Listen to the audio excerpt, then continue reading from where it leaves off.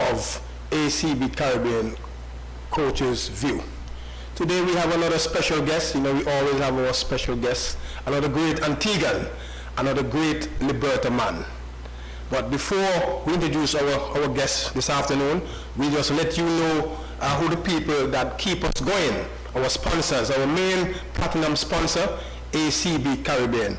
They have been with Parish League Cricket, sponsoring that particular competition and program for the last 44 years. We want to say thanks very much to them for their commitment and their continued support. We also want to thank Brands for Less, Seeker Pharmacy, Plumbing and Electricals Limited, Cool and Smooth, Blue Mountain Water, and Pine Hill Juices, with the distributors being Hutchinson Limited up there on the Sir Sidney Wallen Highway. We want to introduce this afternoon our guests, Eldine Elderfield Ashworth? Ashworth Baptist. Yeah. Good afternoon to you, Eldine. Good afternoon.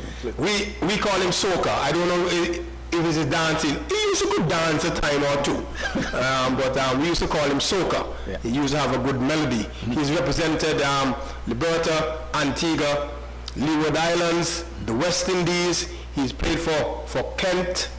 Yeah, that's correct. And Northants.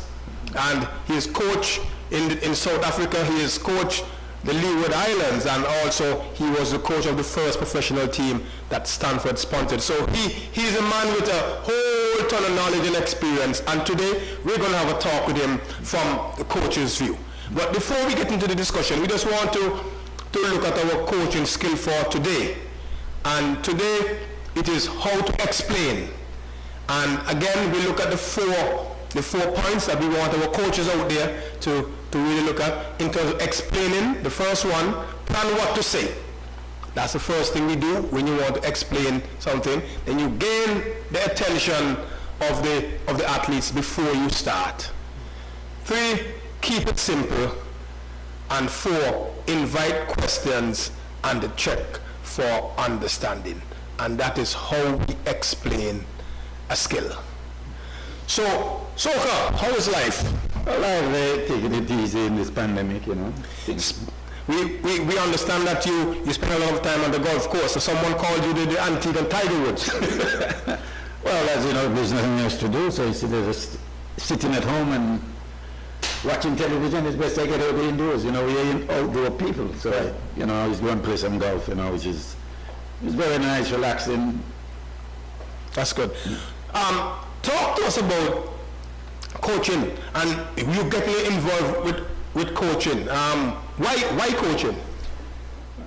Well, it just seemed like it just something that just happened. Just like, you know, we play cricket and you love playing cricket, and then while playing, I just always have this knack of watching what the coaches do and how people play, and we all just all roll over from there. And I always say, like, when I finish, I would like to be a coach, you know.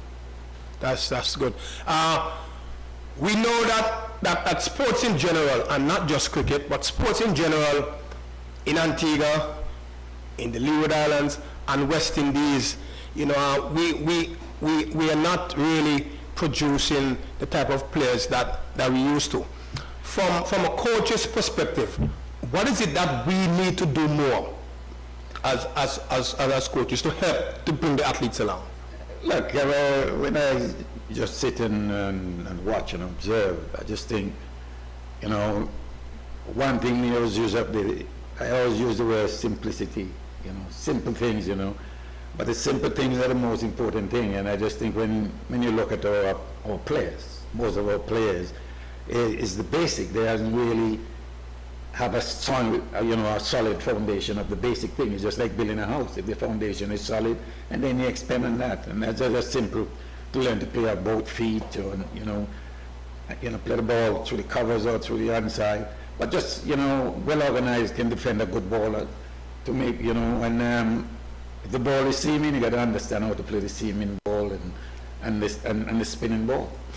I can remember going a couple of years back. Is that coming over to the school there on the field and watching you playing softball, cricket with some of the boys who were older than you and so forth, but you were always very competitive. And I think you had that passion. Yeah. I can remember people like Mohammed Charles and so on used to help you fill your drum. Yeah. Look after the animals so that you can go and play cricket because you had that passion. Yeah. You always want to bat. You always want to bowl. And I can remember people saying that boy, if you go through too bad-minded, you know. And we all used to look at it and say, boy, bad-minded, but when we start to get older, we understand it was the passion. Yeah. That you were competitive, you wanted to be involved all the time. You want to bat, you want to bowl, you always want to play a part. We're not seeing that now. Is that something that has affected sports, that the fact that we're not seeing the younger people having that passion that was there in your time? Yeah, it's definitely. I mean, if you look at it, I mean, we just play cricket any way it is, and we're passing and somebody playing the cricket, but we will play. And the main thing, you know, we used to get up at 4 o'clock in the morning, run, and then we go and practice from 8 until 11, and then we come back in the afternoon and practice again. I mean, anything you do, you got to have a passion about it. And you got to put the main thing is about dedicated to it and the hard work. Remember, we used to fix the pitches and all that, you know. But these days, things are easy, and I guess players, I mean, we sort of set the foundation that the players can see, you know, and it's going to happen. Players going to come after these guys and make more money. But I mean, I always say, if you perform, you make money. You don't have to chase money, because if you perform, the money will chase you. Exactly. Yeah. I also remember you playing for Liberty School. There was primary school cricket, and then some of the primary schools we played against in the secondary junior teams, and then you went over to All Saints Secondary School and continued play at that level.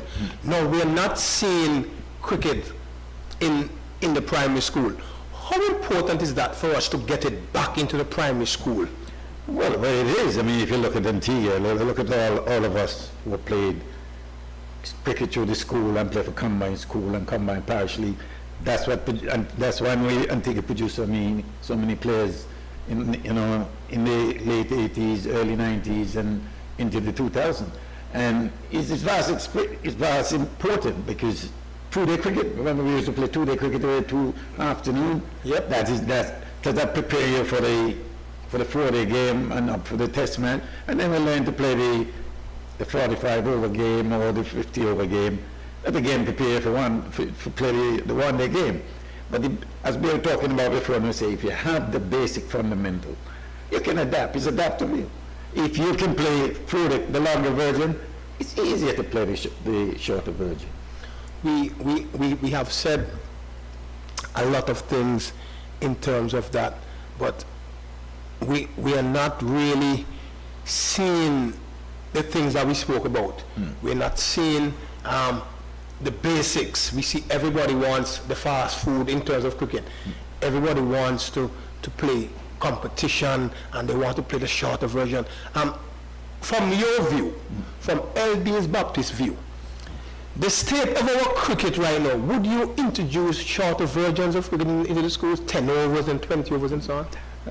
No, I think again that's what we're talking about. Let's start with the basic. Even if it's 1 day, make it.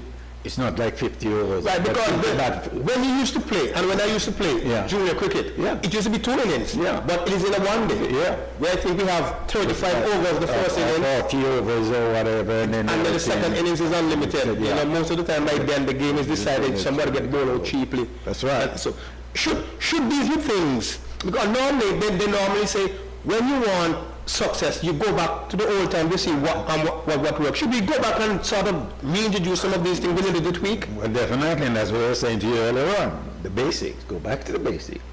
Those are the things we need to do. To learn to bat long. Learn to bat instead of a 10 over. Again, 40 overs is a lot of overs, and the team that bats second as well, we get a chance to bat 40 overs, and then it depends how the runs and thing go. Then you get a chance to bat a second time. So when you're playing a team that you make sure you win the toss and you bat, and then try and bowl them out and bat again, so you can get two knocks. But that will teach you to play the longer version. Like we used to play against Rising Sun and Taddy in there back for a day and a half.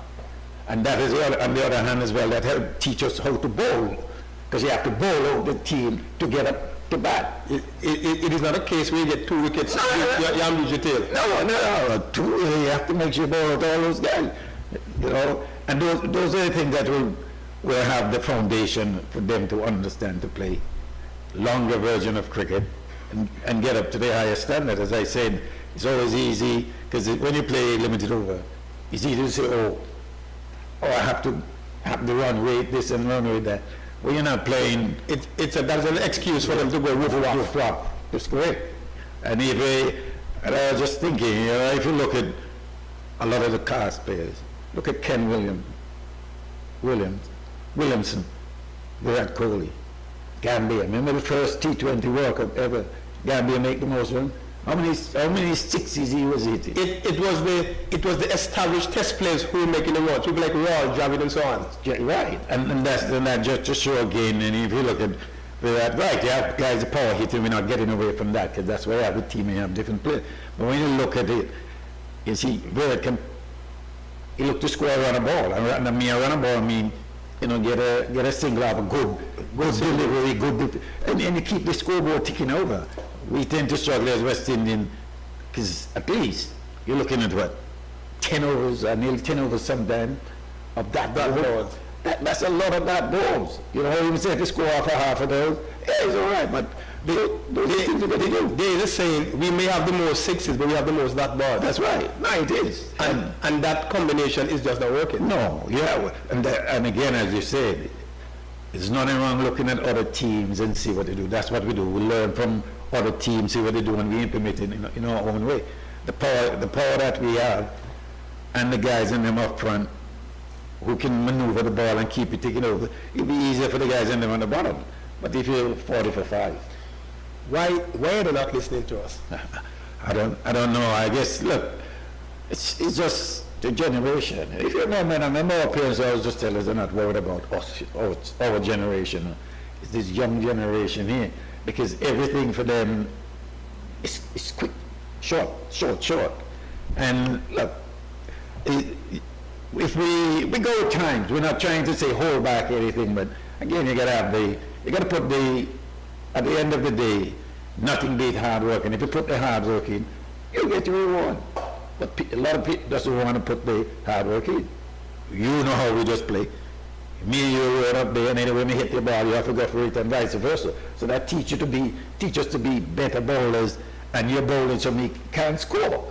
And we're not just trying to hit. We're playing and say it like a test match. You know what it's like.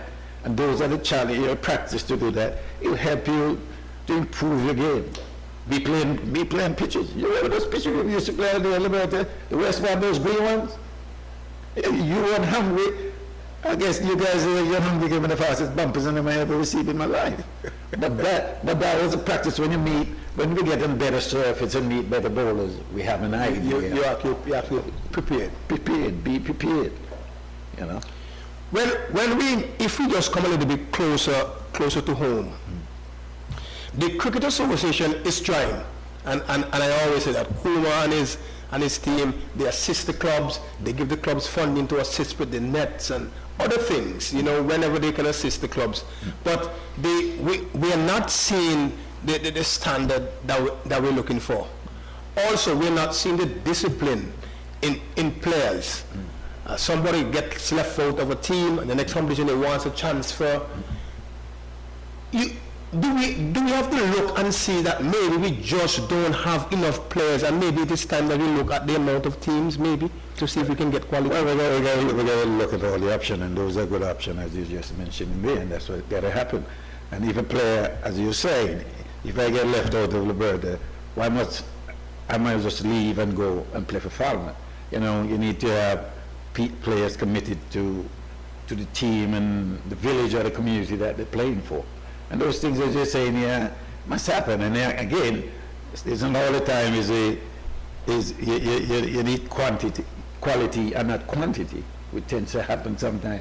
Too many teams. And if you remember, if you have less team, it's more competition for places. And that guy who gets left out now, He can't just walk in the next team. That's right. He have to steady and work his butt off and make sure he fight for players earning and try to get in. Yeah. Because in Antigua we actually struggle basically for everything. We struggle for umpires, scorers, and all these things. So it simply means that there is no way of replenishing. As a matter of fact, this morning there was a discussion, and I hear your views and what you think, that the Ministry of Sports should be the one who look about the replenishment, because they have the school programs.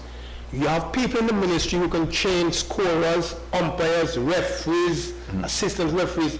Should it be something that maybe the ministry say, look, all the schools who participate in our competition should send 2 or 3 people to train in these positions? Yeah, it is, and now you're hitting that point. If you look back when Guy was coaching combined school, I remember it was school. If you get selected for the school, you have to play for the school. Right. If you know, and if you don't get selected for the school, then you can play for the club side or whatever. But when you get selected for the school, you must represent the school, and you start from there. You have the 2-day competition when you were at second day, right. And then the junior school was 1 day. Right. So you have that foundation to produce players coming right through, and as you mentioned before, that's what we came through. And when we were schoolboy, we played against the guys in them who represent Liberty and all that, because you're playing against people better than you, and you will come through on that line, and those sort of things need to happen. You know, the school implemented, strong in the school, strong sport with the discipline and everything. It's not just about education alone. In sport, you need the same thing as you say in education to make sure it happens. We have seen, excuse me, in your time with the combined school, people like yourself and Peter Tui and all those guys, it was more or less a program. It wasn't just like a combined school, because you had to go training even before the tournament start. You have to train, you have to get yourself prepared. It was an intense program. Then we saw Taddy took over, and he even took it a little further where we started preparing since September. We have to go to the beach, we have to go to the gym to run. But these days we are not seeing that from the combined schools. We're seeing it's just like a team preparing for a tournament. Should we try and see if we can get them to go back and make it a program rather than just a couple of guys who are called out of the school competition to participate? Right. That's what it's supposed to be. Remember, the school program, it's not for the school to win. Like combined school, they in the first division. Right. They're not really there to make sure they win that competition. To make sure to produce players. That's what it's about. Compete from the school was, and then competing from against the senior guys. And they can learn, and then when they finish school, you have that continuity going forward, because you have the foundation is set already. You're doing it at school, playing for combined school against the best players. If you're playing against Zari and all that, and Rocky, you only can get better. The better players you play against, the better you will get. I can remember in 1984, there was a Leeward Islands Youth Tournament in Montserrat. Yeah. And I can remember Clem Hicks. I don't know if you remember Clem Hicks. He was a selector from St. Kitts. The name kind of ring a bell, yeah. He was one of the managers with the St. Kitts team. And I can remember the Antigua team. Zoe was the captain, myself, Jensen Joseph, Winston Benjamin, Hungry Walsh, Batchy, and all of those guys and so on. And we totally dominated. Yeah. And he came across to us after the tournament and he said, I don't understand, you all guys look so much more advanced than the other teams. What kind of cricket you all play in Antigua? And we say, we play for the combined schools. We play in the ABC program. We say, so when you all played all those test guys? We say, yeah, we played. I said, what? And he went back to St. Kitts. Yeah.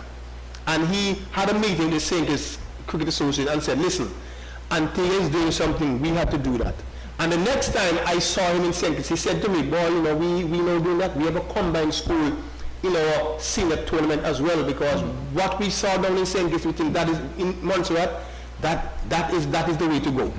And so I always felt that it was something good, but I must say myself, I'm a little bit saddened in terms of what is happening with the combined schools. We're not seeing the fellas being prepared to go further to develop, just like you said. We are now seeing them as a team. Yeah. Like if they're going to play in a competition and try to win, and it is not about that. Yeah, it's about Combined school is about development. and I'm sure you guys never bowl anyone out and put them back in the bat. I'm sure Guy will say to you, if you bowl anyone out for cheap, you go back in the bat. And make runs and you know, exactly what you're saying, and that's what it's about. That's the platform preparing you to play at the highest level. You need that to happen. I mean, I can even recall like when the cruise ship used to come in, Papa used to pick players from school to play against these sailor guys, sailor man or whatever. Even if they weren't that good, and our job was to go and make sure we hammer them. But you are playing cricket and you're playing against others, and when you play against others, it's about performance. And as you're talking about again, what happened, that teach you that discipline to compete against any player and not name. Because people do panic as well when they come up against name. But that's what you want. That's going to be. The more cricket you play in a match scenario, the better preparation you have going forward. History, and I want us to look at history. A lot of the people, the younger players in Antigua and Barbuda, and you speak about Eldin Baptiste, who is Eldin Baptiste?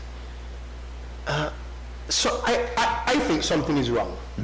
Now, when you speak to the young Australians, the young Englishmen, and you speak about any of the grades, they can rattle off a lot, sometimes even their stats.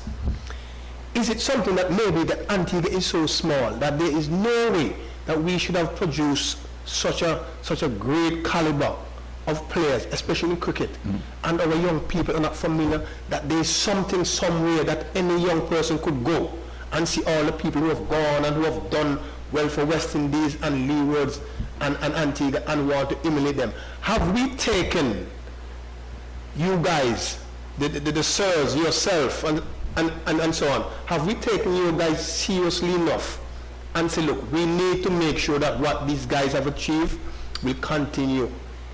Did we drop the ball somewhere as a nation? Well, I guess we have. If you look at it, just like what you're saying, it's supposed to be, when you look at Antigua, 108 square mile, produce what, 16 test players, 108 square mile, 100,000 people. That's tell you what sort of talent and what we have here. Antigua is a small place, yes, but we're very talented in every. And not just test players, some of the best in the world. In the world. I mean, you look at it. You look at not just cricket. Look at music. Look at soccer, football. We have some. We have the talent, but as you say, I think what they need to have so people can know the history of our past players and present players, which we don't have. And I guess, as you know, as normal, we take things for granted. And if you take it for granted, then this is the end result that we will get. I can remember speaking with, I think it was Mark Bowers, and he said to me, when Danny Livingston came back to Antigua, he used to play in England with Hampshire. Yeah. He said that the West Indies is doing really well. They're going to dominate cricket for a while. The passion is there. We have excited players and so forth, and they're more physical than the rest of the cricketing nations. He also said is that they will find themselves struggling after a while. Everybody start paying attention, and they will try to fix it from the top, and it's not going to work. It's going to take a very, very long time. When we look back at our sports, we always focus on the senior teams, and I can remember in 1995 West Indies lost to Australia. That was the first series loss for a long, long time, and it has been going downhill. Well, not even hill now, going down the gully now since, and that is almost 26 years. Should it be time that we start doing something different? Maybe look at our, because if we look, let's take Antigua for instance. we are not seeing a lot of youth programs. We're not seeing a lot of youth leagues. Yeah. What we may see is a clinic here for a couple of weeks and then that's done. Is it time that right across the Caribbean maybe, Antigua in particular where we are, that we seriously look at youth programs, community youth programs, national youth programs, elite programs, so we have our best coaches preparing, like you said, the foundation, instilling the foundation? You're correct, and I was just, a matter of fact, just this morning I was thinking about it, and what you just mentioned is absolutely correct. How could it take us, what, nearly 40 years now, to rebuild? We keep saying rebuild. We're not rebuilding, we're just patching up, finding a shortcut. Obviously, I think you look at it, it should be, all right, we have a plan for 10 years. We have put a plan together for 10 years. The first 3 years of that, we like all have blows. But after that, those 3 years, year 4, we must be start to win, but year 5 we must be winning, and then we must make it slip like what happened in the past, because we never really have any. We always think players were going to just jump out the tree. So we got to make sure we don't make the same mistake of just playing 20 players or 25 players for over a decade. And as you say, that's what's going to happen. We mustn't afraid to start from the bottom up. Start it, players will come to you. You could look and see. Look at Afghanistan and those teams. Remember they used to get hammered and all that? And what did they know? Because we have they build. We have to build. We keep patching from that time. You're saying 1995. We keep looking for shortcut. Keep bringing this in. Give the young players a chance. Teach them the basics. Everything like you're saying. Get the best coaches, best everything.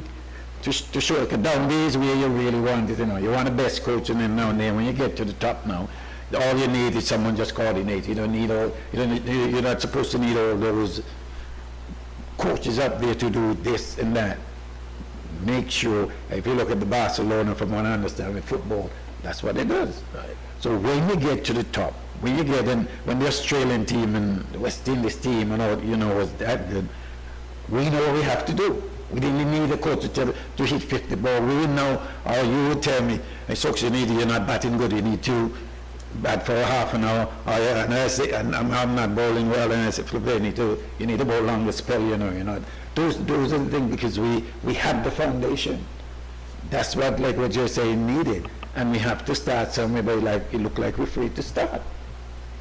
I think one of the things that we look at is that every time the team goes and play, we hear people are complaining about, or we lose again. So it seems to me that we're still living in that early, late 70s to mid 90s, where the team was dominant. Correct. And we can't seem to come to grips that we are not winning anymore. We need to go back and to be creative as to how we're going, because you made the point, is that if you have a 10-year program, you expect after year 3 at least you start to be competitive. That's correct. You start to compete, you start maybe join a series against maybe one of the big 3, and you're making sure after that you start beating the teams that are below you are the same sort of leverage. Right, and then by year 5 you would think you're going to win the odd series or 2 against the big teams, and then you start going from there. Yeah. But we just believe that, for instance, England is coming down,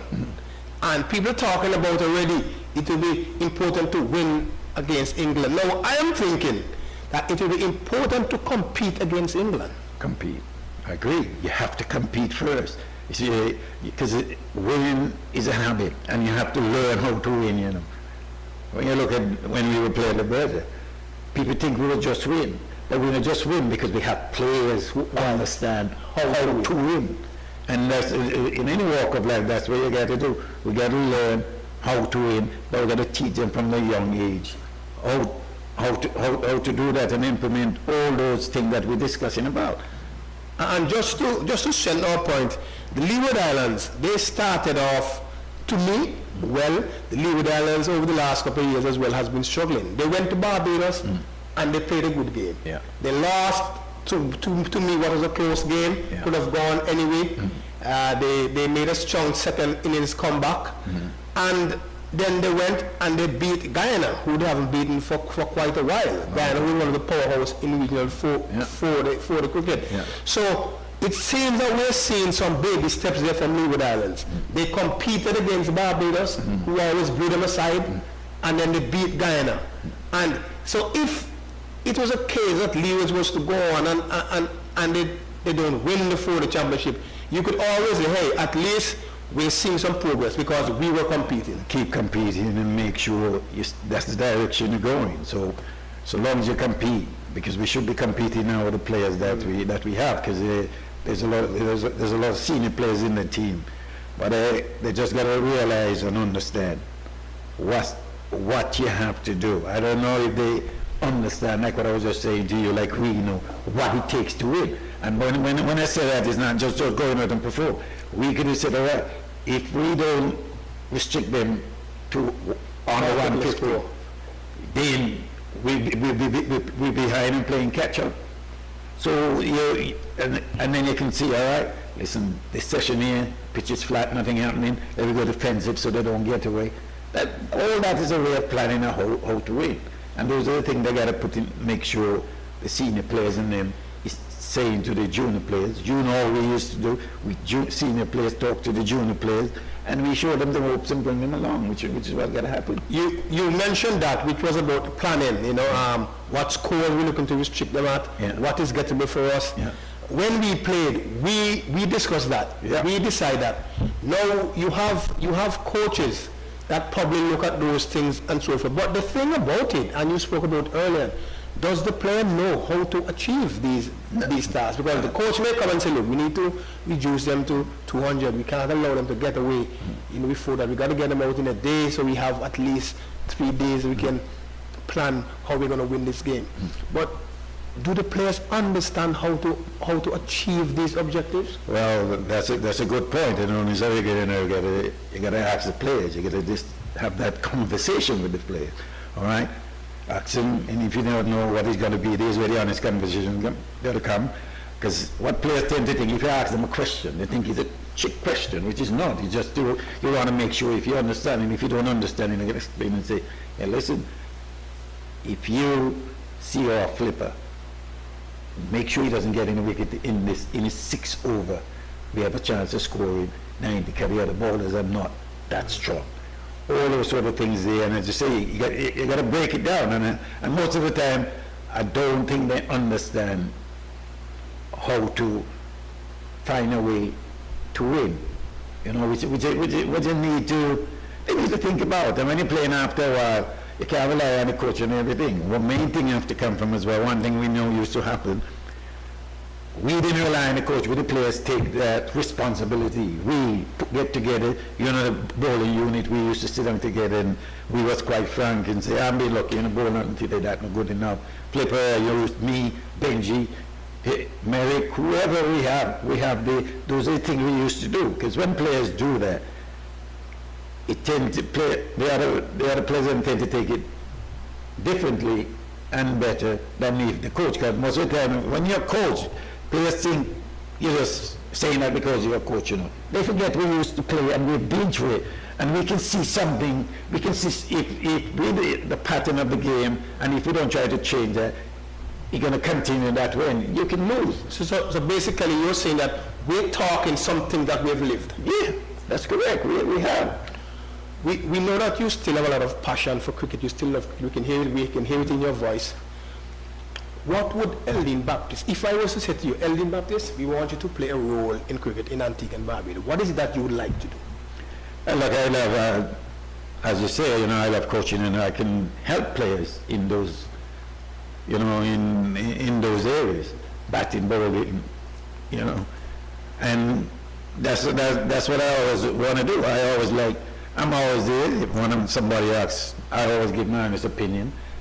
But I think that's one of the things people shy away from. When they ask you a question, when you ask someone a question, don't expect them to tell you what you want to hear.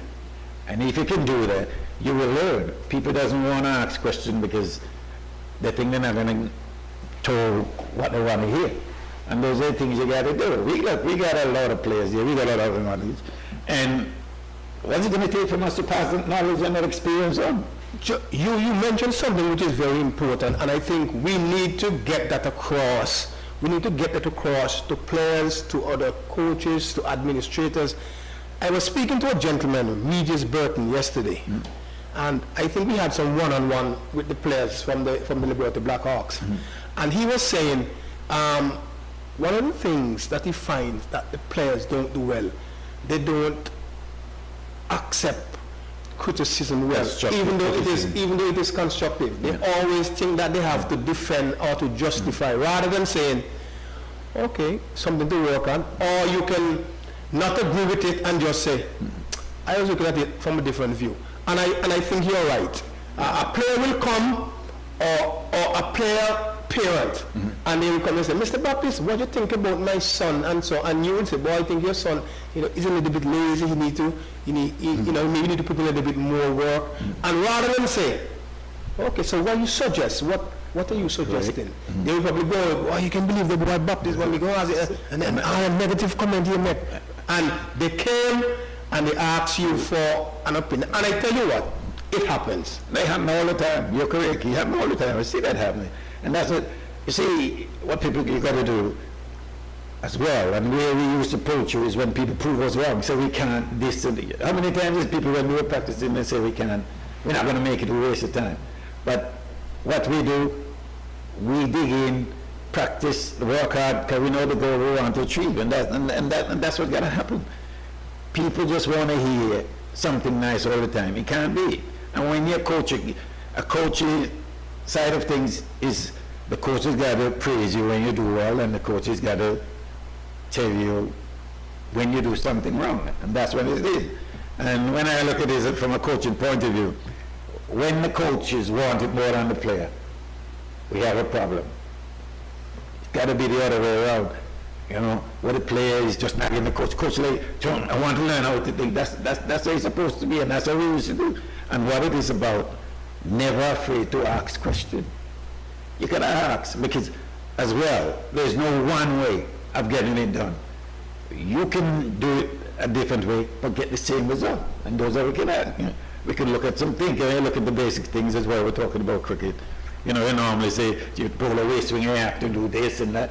Look at Bumrah and Gola, those guys there, who arm goes completely opposite line and can think. So those are the things we got to open to and know that you can get the same result doing it differently.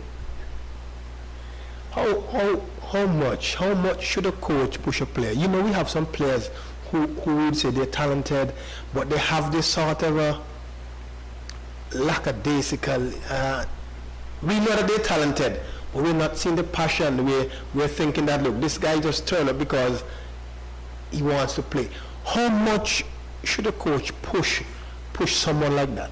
Well, they can, as you're saying, it is where you gotta, as a coach, you gotta figure out that, listen, this guy is talented, and because when you're talented, remember, it's not like me, you have to really work hard to like hit that limit. If you look at the great man Seville, he's got exceptional talent.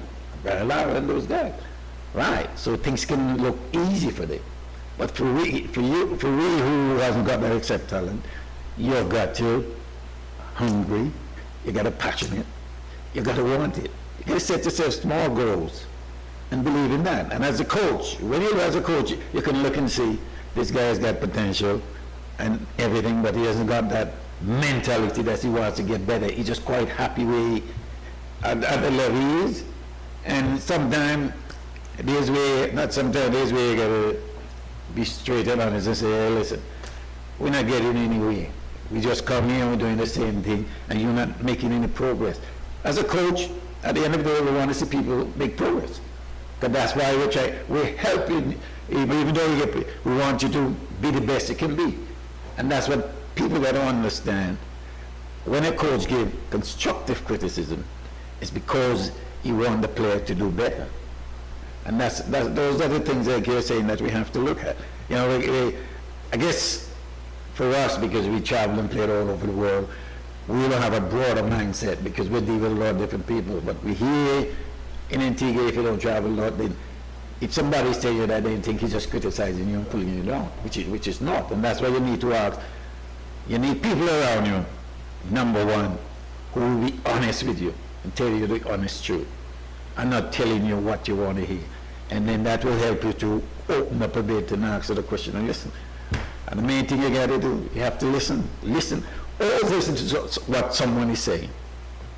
And if you do that, you'll find it make a big difference. I can remember my dad, Cyril, God bless his soul. Yeah. He said to me one time, he said, people are going to tell you a lot of nonsense. They're going to tell you a lot of foolishness, but listen. And I always wonder, if you know they're going to tell me foolishness, what make you say but listen? And then another old man said to me, because I asked the question, you know one time that people tell me foolishness but listen? Why you tell me to listen if he say? Because they will tell you, I'll hear what he said, they will tell you a lot of foolishness, not everything that is foolish. So he said, but listen, because in that, yes, something is going to come out that you're going to say, hey, that makes sense. Yeah. And that may just be the little positive thing out of You're correct, because it's a small thing. You notice something, you pass it, a guy in the street, he say, keep your eyes on the ball. And you know, at that age, kind of thing, and the main thing, keep your eyes on the ball. That's the basic fundamental, whether you're 5 years old or 50 years old. Those are just so that's like you're saying, all we have to do, listen sometimes, take a step back and listen to understand what they're saying. And for me, what I normally try to do, if I don't understand, if you tell me something I don't understand, I'm going to ask you, I'm going to tell you I don't. You know what it meant, I don't. So if you think I should know, but I don't know, so that's why I'm asking you, and that's what we're doing. And if we, as I said, I always believe, if we're willing to listen and watch and learn, I use the word a lot, good. See how you can hit that line, how you can do this, and ask a question and do it in a way that I can, because we can do it differently. I believe in that. Yeah. I am like, if you really want to be successful, you have to cock. You have to cock. And I always say, I love cock. When I go anywhere and so forth, my joy was like when the test matches come to Antigua. Yeah. I go to cricket early. Because I want to see what the coaches are doing. If any new equipment come out, I want to see the routines. Yeah. That is what I go for. Yeah. Because I can always watch the cricket on TV. I like to go and see. Let me see what the coaches them are doing that is different. What any new strategies in warming up, any new methods in getting players ready, go to the net, see what they're doing and so forth. And that is what I enjoy. I like to come. But in our time, you can remember Barra Beef as it was rough terrain, no bathroom. When we finish, we got to go on a mango tree if it rains, we go out to the school. Yeah. And around Antigua, that is what it was. Yeah. We are now seeing one or two of the community grounds trying to make an effort to upgrade themselves. How important is that? Because you spoke about this generation, they're different to us. Yeah. How important it is that we continue to upgrade these facilities so that the players feel comfortable whenever they turn up to practice or we got to continue to do that, because this is the modern time now. We got to do that. And I guess for me, I always find if our autopsy has make us more grateful and thankful to things, because it was harder. I don't believe if you get things easy, you don't appreciate it. That's the word I'm looking for. Appreciation. It's no matter how small it is. When somebody gives you something, you appreciate it. But if you don't, then you're not going to appreciate nothing that you have yourself. You have to appreciate that, and they got to accept these facilities they get in. And look after it as well. What I find, there's a lot of facilities, but the members doesn't look after it, and then we want to complain and say, oh, this is not good, but then they'll come and drop 2 bottles there and leave it there and all that. We all got to look after it as if our own. And we all got to help one another. If I'm doing it, if I do something, doing it wrong, you must tell me I'm doing it wrong, and vice versa. And we mustn't take it personal, because that's how we will get to go forward and learn from one another.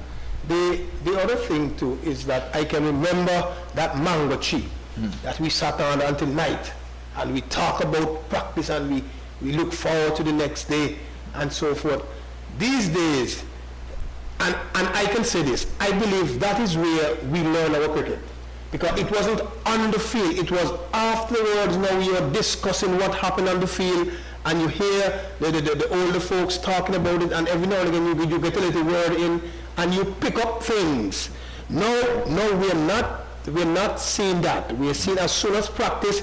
As a matter of fact, they're asking, what time practice is finished? Yeah, what time practice is finished? And you're correct. And as soon as the last ball has been bowled, they're on the phone and that's right. And they put their bags down and they go straight home. How important is that for us to try and get them to spend some time and to have discussions and so forth in terms of what's happening in practice? Well, that's what you got to do, and sometimes as the coach is where you got to say after the first hour play, when everybody think there's no cell phone and whatever, they discuss, because when you look at it and again, you just hit the nail on the head. You learn cricket more from like what we're doing, having this conversation, and when you talk, you speak to other players after the game, and they tell you the strategy you're using to get you out and all that, and you learn. That's talking cricket is very important, just as if it's not just broad practice, but quality practice you got to do. I believe you can learn a lot more from having a discussion, because you can understand more. You can communicate better. And then it's okay if you don't understand the word, you can ask, well, what that means, or you can demonstrate it. I think that is very, very important. We know, and we were shifting gears a little bit, we enjoy this hour so far that it's almost that time. We know that there is school sports. The ABCA have 10 teams in their program. Is it time that apart from the school sports that maybe the ABC should look to maybe start their own youth programs? Because when you look at the school program, and I must say, a lot of people look at that and think that is going to be the savior. And I sympathize with the coaches that work in the ministry, because the fact that there is not such a policy that gives the coaches the time to go into the schools and coach and so on. Most of the coaching is done after school. And you know what that is. You have to make way for the village team, because they're going to use the same venue. I don't think hardly any of the schools have their own facilities. So the fact that you cannot put in the time to develop the players in the school, should it now go back to maybe where the Cricket Association and say, look, you know what? We need community programs. We got to get the coaches to spend more time, and maybe say have youth leagues with a two category, with a female and a male at all the 13s and all the 15s, and see if we can get some more quality time spent with athletes. Do you think it's about time we start looking at that direction? Well, we should, because we were talking about that was used to happen. When I finished, we used to go into the school and teach PE and physical education and all that.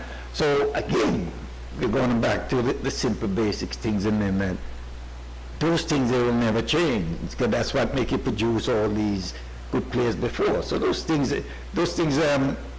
can happen, because I think we're going back to the same thing now, like you're saying. Look at Parish League. We have the team that used to play in Parish League. I mean, 2 years practice it as a community. If Liberta first class team is not playing, then some of you want to play in the Parish League time, and we're playing, and that's what happened. And those things, those are like people. We need to do that. But the coaches, as you say, if the coach is not getting enough time to execute the program and all that, then again everything is shortcoming. There's no shortcut. This is the way you have to be done. At the end of the day, it's the result. You'll get the result what you want, but you're not going to just get the result at the beginning or just at the top. What happened to all the way in the middle, from one, when you count numbers from 1 to 10, 1, 2, 3, 4, 5, 6, 7, 8, 9, 10, not 1, 10. And those are the things that we got to look at and see how we can get players out now, because again, the generation is different. There's a lot more distraction, so you got to find something that make it interesting to get them out and enjoy the game. But most of they have got to love the game. If we love the game, we can't love the game for them. They have got to love it. And if they love the game, then you will see a lot more players coming through as well, because they have to have that passion. Remember, anything you do, you got to have that passion and dedication. You played two-day cricket for All Saints secondary. Yeah. You played two-day cricket for St. John's and Liberta. Yeah. Then you played three-day cricket for Antigua, which then moved you into the four-day regional cricket. Yeah. Now we're not seeing the Leeward Islands playing any three-day cricket. Well, How significant is that? Because you now have players from some countries, some regions in the Leewards who don't play two-day cricket, they only play one-day cricket. We're having players moving from playing a limited over to four-day. And in Antigua, they're moving from 2-day to 4-day. How important that was for someone like you taking that step from 2 to 3 and then to 4 and then to 5. How important is that? Well, it's very. You just single it out there how you're supposed to work, and that's how it will work, because you learn to play.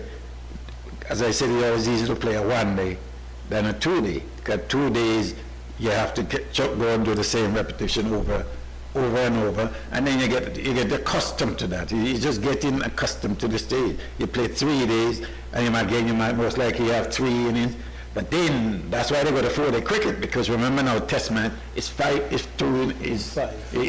days, and 2 innings at least. So if you play 4-day, at least you're gonna get 2 innings. Each team most of the time we get 2 innings. Right. So when you come to the Test match now, it's not drastic to move to add that 5th day. But at least you will be prepared before to play 4-day cricket, which is the ultimate goal, to make you play 5-day cricket. And if you look at that, remember England County Championship used to be that 3-day cricket. Yep. They were producing. Right. England became a lot better when it changed from the 3-day competition to the 4-day competition. South Africa, we played there, you played there, they used to play the same 3-day cricket, and it wasn't thinking to change and go 4-day cricket. So we have to find the closest solution that will make us play the 5-day cricket, which is 4-day. And all those things I mentioned, that's the way you get it. Leeward Islands, you got to go back and play the 3-day competition. At least 3 is better than 1 or 2. 3 is better than 2. Yeah. Was it a plan by England? And I've asked a few people this question. Was it a plan by England to maybe stop importing or stop employing the amount of West Indians into the county? Was it a plan that they think that, you know what, these guys are coming over and they're developing, we're giving them the opportunities to develop their skills, and they're beating the rest of the world? Do you think it was a deliberate plan by them to Well, there's something on those lines you got to look at, because when you really look at it, remember we have fast bowlers. Then there was one for the over. They bring it to one to the overs, and when they have now, it was all right. You could hear them saying, give them chin music. When it was the other way around now, they didn't want that. So look, and you can understand. I mean, really and truly, England taught us a lot. If you can play in England, as you know, you can play anywhere. The condition, and obviously there were some things to that to make sure that we're not so dominant. And then, how many of our players are playing county cricket up there now? It do make a lot of difference, because it teaches you to play the longer version, the Test matches, where it really matters. And that whole, because I can remember before I started going to England, when you guys came back, people were looking up, because you sort of brought back the attitude that you brought back, the professionalism. Yeah. It is something that you can say, hey, the mentality is different. Yeah. The focus is different. Yeah. And so when the players would have gone to England and come back to a place like Antigua, they want to make sure that even if they turn up at practice, it is structured. That's correct. And people have to fall in line and do it properly, and do it with a purpose. But we have seen since the demise of West Indies since the players stopped going to England and so forth. We know, because it even happens now when the players from the franchise, the local franchise, which is the Hurricane, come back into the clubs in Antigua. Yeah. You see the whole practice itself lifts as well. It does. Because they will not accept, knowing where they're coming from, an organized structure, they would come back and they would want to have introduce that structure in the way it is, and then you're correct, and that's what it's about. And then you're saying that, remember when we come back and you say we training up, match start at 1 o'clock, we at 12 o'clock, and we warm up. And people will say, oh, they try to show off, but don't understand that we have gone to England and learn how to be exactly the professionalism, and that's what you do. It's about when the first ball is going to be bowled, you must be ready, be prepared, and that's why when we used to bowl and think, we used to get batters, okay, those guys doesn't come and warm up, and by the time they think they're going to think, we ready to warm up, or vice versa, when we batted. First over bowl, 2 bad bowlers down for 8, or if you don't warm up properly, you're 2 wicket down for no runs. And those are the things, as you say, that they must look at and know. And when we look at sport, we have to let people know. When you go to university, don't we say they go to the university and what they study? We say the university to go in England or the United States. When they come back, bring back what you studied here and implement them here so we can get better. That's why you go and come back. That's right. To make a contribution. Yeah. So it's not if they're doing it in other things. In other fields. In other fields. Why can't we do it in cricket? Exactly. I certainly agree with you. When the people come back from university, they would expect them to come back with a certain amount of knowledge, organization, skills, and all of that, because they went to a high institution and they would expect that. But just like you said, and it is a fact, that when the cricketers would have come back from playing at that level and they're putting something in place, like you said, they would want to warm up, make sure people are there early, getting ready. They think, oh, they're showing off, rather than thinking, hey, they're trying to raise the standard. Yeah. You know, because if anytime if you're a higher standard and you go and play someone and go down to their standard, they'll beat you. They can come and try and beat you. Because that is their standard. Yeah. You know? That is their standard, and I think it is always said, don't come down to their standard. Let them come up. Let them come up. Your standard. We really and truly find ourselves in a situation where after COVID, we are now realizing that we didn't use that time. We didn't use that time to plan, and I always felt the inactive period when nothing was happening, that coaches, clubs, schools, association, government, the arm of sport and so on, should have been planning some things for when the pandemic eases. Exactly. And going forward. Because we knew that one of these days it is going to ease. Now, I hope this is a lesson that we learn, and maybe you can tell us how important is planning and planning ahead. Well, when you just look at it simple, a simple way why it's so important. When for instance, when I'm coaching, I will get up, if I'm running the practice today, I get up 3 o'clock in the morning, I'm all fresh, and I do the program. So when I get to the ground now, and anything happens, I already have a program, all I have to do is move 1 to 2. If you don't have that, when you get there confused, you start to panic, you disarray. So pre-planning is always so important. It's just like the match preparation. If I'm going to play against All Saints, I have 3 ideas in my head, which are just in case this scenario comes up. A, B, and C, yeah. We can always go back, and that's why it's so important. You plan and execute. And nothing is better when what you plan and you execute. It gives you great joy. And that's what you got to do. A lot of the people or the players or the human beings who normally consistently do well, because they keep planning and be prepared and not going in blind. Be prepared. Is it the same for batsmen and bowlers, that you have an innings to play and you want to plan Because obviously a lot of the times now we know the players that we play against, even international level. Yeah. You know the players. Is it just as important that they plan their innings, plan their spells, plan your first hours of battle, how you're going to score your runs? Exactly, and know you got to know your opponent, the opposition, and you know you've got to. You're a bowler or batter. You've got to go through all day till you know how you're going to bowl. And the same, have 3 planned for the batsmen. So if 1 doesn't work, you go to 2, and if 2 doesn't work, you go to 3. If you don't have any plan, that's where you find wanted. And for me, that's why I find it's easier to execute because you have a plan already. I'm not trying to make a plan at the given time because you already be prepared, which is so important. We see a lot of the coaches now going forward, trying to work together, and I know that a lot of people are looking to the coaches for ideas. I think the coaches are the people who understand the game and so forth. I don't know what we should call it, but is it time for us to get something like a coaches association where everybody basically sit down and share ideas and basically look at the same page? Correct.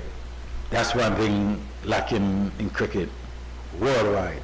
If you check worldwide, hardly here they have a coaches association. Huh? They have players association, umpire association. And anyway they have like a coaches association. You're correct. Is it because it is a dog eat dog that everybody wants a top job? Well, everybody not getting, but again, all players are not the best players, but they still have association. It's just like work. They have a union, isn't it? Mm-hmm. If you check back, and I'm sure I'm pretty right, I can't recall that they have a coaches union. See if it's out there. It needs to happen. All right, we are competitive against one another, because that's what life is about. But that doesn't mean we can't share ideas, because nobody can take away your ideas. Share your ideas, and then remember they have to go and execute the ideas. We have looked at it. We don't know of any coaches association. A few people have initially said that they were going to start it, but it got some setback. And I think coaches need that body to look at their backs. They need to focus on the job at hand. But I think definitely there needs to be a group of people that look about the coaches' welfare, represent the coaches, and so. And I certainly believe that you're right. And you mentioned union, and it would act in a way like a union for us. Right. I am wondering if the associations, because I have heard associations who weren't too in favor of it. If they're just looking at this guy's going to be strong, the demands are going to be strong, and rather than looking at the positive that it can bring out, they're looking at how it probably will affect their bottom dollar. But again, you look at, as I said, what's the difference with the Players Association? You see what I mean? Yeah, you have the Players Association, Umpires Association. So what's the difference? Something for us to ponder on. Yeah. Our director have told us that our time has come and gone. Elding Soccer Baptist, we want to thank you very much for joining us here on ACB Caribbean Coaches View. We do hope that we'll have you some other time to continue this wonderful this discussion.